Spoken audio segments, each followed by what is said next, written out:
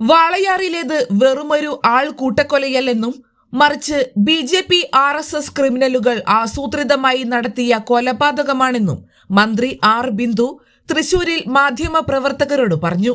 പാവപ്പെട്ടവരെയും ജാതി ശ്രേണിയിൽ പിന്നോക്കം നിൽക്കുന്നവരെയും കൂട്ടമായി ആക്രമിക്കുന്ന പ്രവണത BJP ശക്തിപ്പെടുന്ന ഇടങ്ങളിലെല്ലാം കണ്ടുവരുന്നതാണെന്നും ഉത്തരേന്ത്യയിൽ നിത്യേനയെന്നോണം BJP RSS ക്രിമിനലുകളുടെ നേതൃത്വത്തിൽ ഇത്തരം ക്രൂരകൃത്യങ്ങൾ ആവർത്തിക്കപ്പെടുന്നുണ്ടെന്നും മന്ത്രി കുറ്റപ്പെടുത്തി.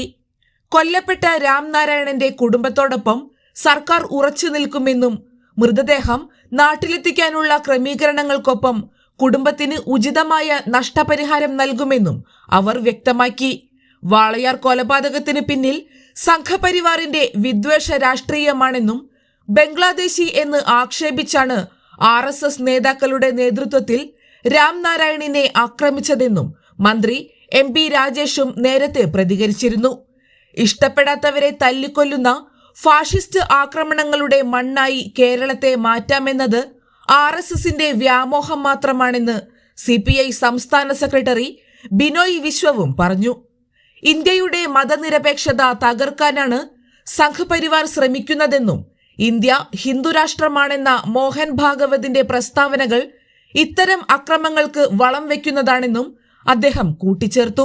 LDF സർക്കാർ ഇത്തരം വിദ്വേഷ ശക്തികളോട് ഒരു തരത്തിലുള്ള വിട്ടുവീഴ്ചയും കാണിക്കില്ലെന്നും നേതാക്കൾ വ്യക്തമാക്കി.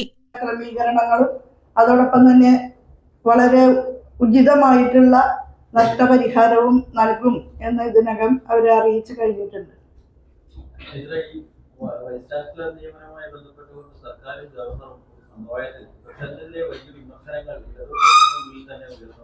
എന്തുകൊണ്ടാണ്